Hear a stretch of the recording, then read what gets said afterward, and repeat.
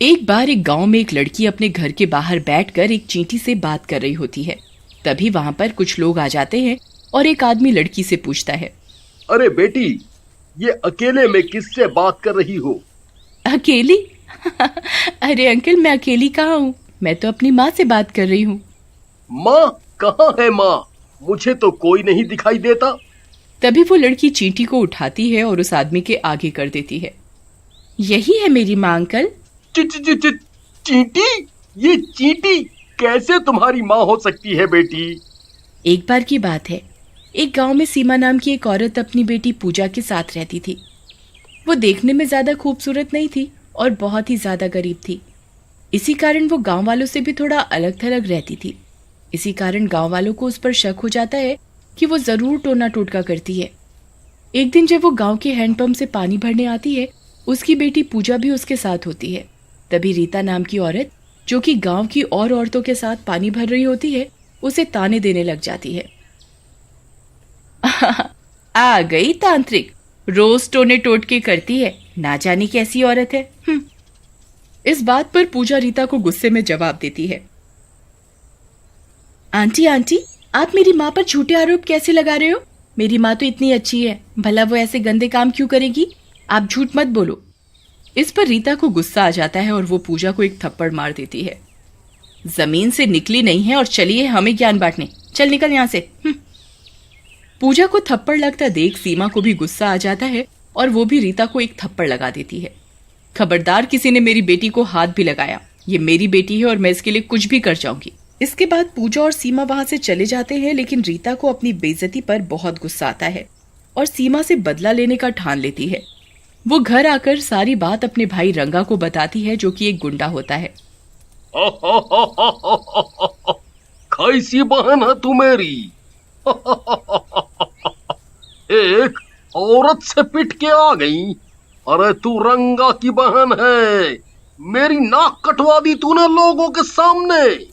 भाई ऐसे मत हंसो, तुम्हें नहीं पता कि मेरी कितनी बेइज्जती हुई है।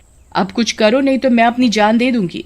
तू डर मत मेरी बहना, मैं आज ही सीमा को ठीक कर दूंगा और तुझसे माफी मंगवाऊंगा। उसके बाद रंगा वहां से चला जाता है और रात में जब सीमा अपनी बेटी के साथ घर पर सो रही होती है, वहां रंगा अपने एक साथी बिल्ला के साथ आ जाता है और सीमा को घर के बाहर बुलाता है। सीमा पूजा को छोड़कर घर के बाहर आ जाती है। क्यों सीमा, तेरे हाथ बहुत चलने लग गए हैं?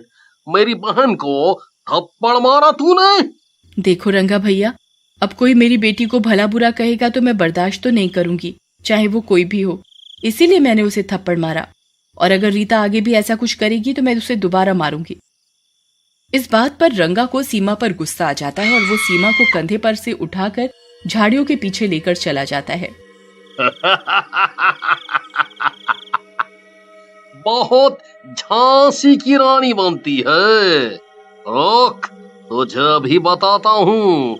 जिस लड़की के लिए इतना बोल रही है, उससे मिलने के लिए तरसेगी तू अब।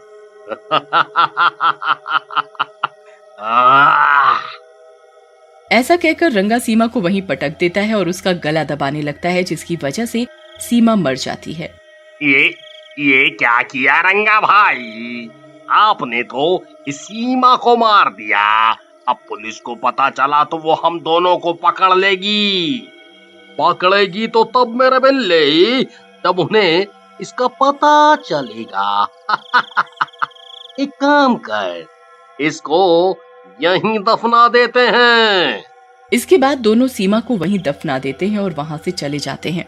लेकिन सीमा की आत्मा अपनी बेटी के प्यार के कारण वहां से जा नहीं पाती और पूजा के सिरहाने बैठ जाती है। अगले दिन पूजा उठती है और अपनी माँ को देखती है, लेकिन उसे सीमा कहीं नहीं दिखती और धीरे धीरे रात हो जाती है। माँ, तुम कहाँ चली गई? मैं तुमसे कभी जिद नहीं करूंगी और न ही कुछ मांगूंगी, बस एक बार आ जाओ। माँ, मुझे बहुत भूख लगी है। माँ, माँ। पूजा को ऐसे देख सीमा की आत्मा पूजा को छूने की कोशिश करती है, लेकिन उसे छू नहीं पाती। हे भगवान, मेरी मदद करो, ये क्या हो गया?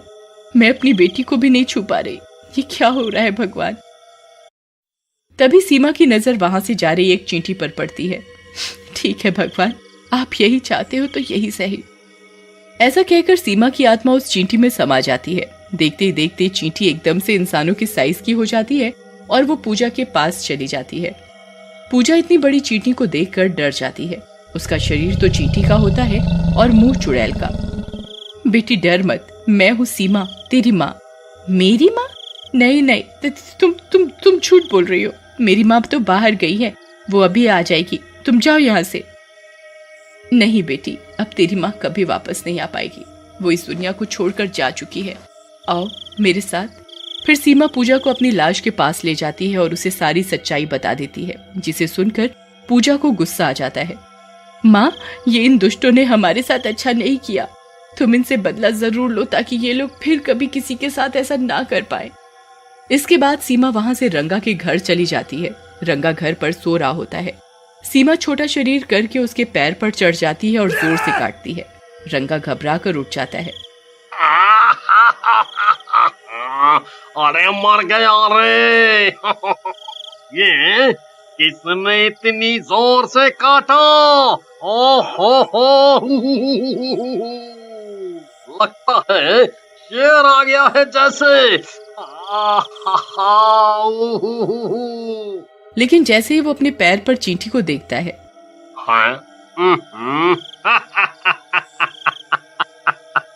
रंगा रंगा रंगा, तू भी डरपोक हो गया है। एक चींटी के काटने से इतना घबरा रहा है। इसे तो मैं अभी मारता हूँ। लेकिन जैसे ही रंगा चींटी को मारने जाता है, चींटी बड़ी हो जाती है।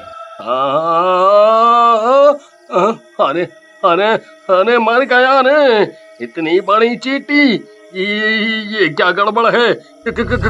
कौन हो तुम चींटी तो नहीं लगती। सही कहा तूने, मैं तेरी मौत हूँ सीमा। तूने एक बेटी से उसकी माँ को अलग कर दिया, मैं तुझे जिंदा नहीं छोड़ूंगी। ऐसा कहकर चींटी रंगा को मार डालती है और उसका सर अपने हाथ में पकड़ लेती है। उसके बाद चींटी वहां से निकलकर रीता के घर जाती है और रीता घर पर अपने 2 बच्चों के साथ सो रही होती है। चींटी रीता को घर के बाहर से आवाज लगाती है। रीता, ओ रीता बहन, उठो, देखो कौन आए हैं। ओहो, कौन है? इतनी रात को भी चैन से नहीं सोने दे रहे। रुको, आती हूँ। लेकिन जैसे ही रीता घर का दरवाजा खोलती है, उसका पैर रंगा के सर से टकरा जाता है। ये क्या हुआ? ये रंगा को क्या हुआ? किसने किया? सामने आओ। तभी चींटी बनी सीमा उसके सामने आ जाती है। उसके हाथ में उसके 2 बच्चे होते हैं। रीता, ये सब मैंने किया है। मैं सीमा हूं जिसे तेरे भाई ने मार डाला था। मैंने उस दुष्ट को मार डाला है। अब तेरे इन बच्चों का नंबर है। तू ही बदला लेना चाहती थी ना, तेरे कारण ही मेरी मौत हुई है और मैं अपने बच्चों से अलग हो गई। नहीं नहीं सीमा बहन, मुझे माफ कर दो। मेरी गलती की सजा मेरे बच्चों को मत दो। मैं बदले की आग में अंधी हो गई थी, लेकिन मैं तुम्हें जान से नहीं मरवाना चाहती थी। माफ कर दो, मेरे बच्चों को छोड़ दो। तभी पूजा वहां आ जाती है। माँ, छोड़ दो इनको। अगर तुम इन दोनों में से किसी को भी मारोगी तो एक अनाथ हो जाएगा। माँ, छोड़ दो। मैं नहीं चाहती कि कोई हमारी तरह अलग अलग हो जाए। पूजा के कहने पर चींटी रीता के 2 बच्चों को छोड़ देती है और पूजा का हाथ पकड़कर वापस अपने घर आ जाती है। अंकल, ये है मेरी कहानी और इस तरह मेरी माँ मेरा ध्यान रख रही है।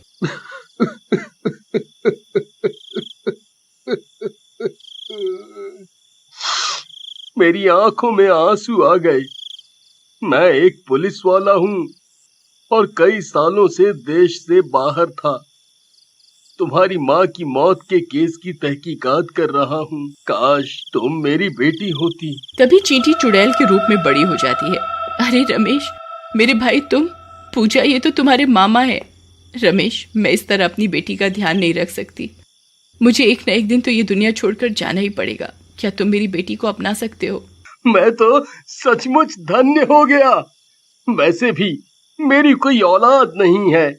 मैं इसे बहुत ही प्यार से रखूंगा बहन। इसके बाद चींटी चुड़ैल पूजा को अपने भाई को सौंपकर गायब हो जाती है।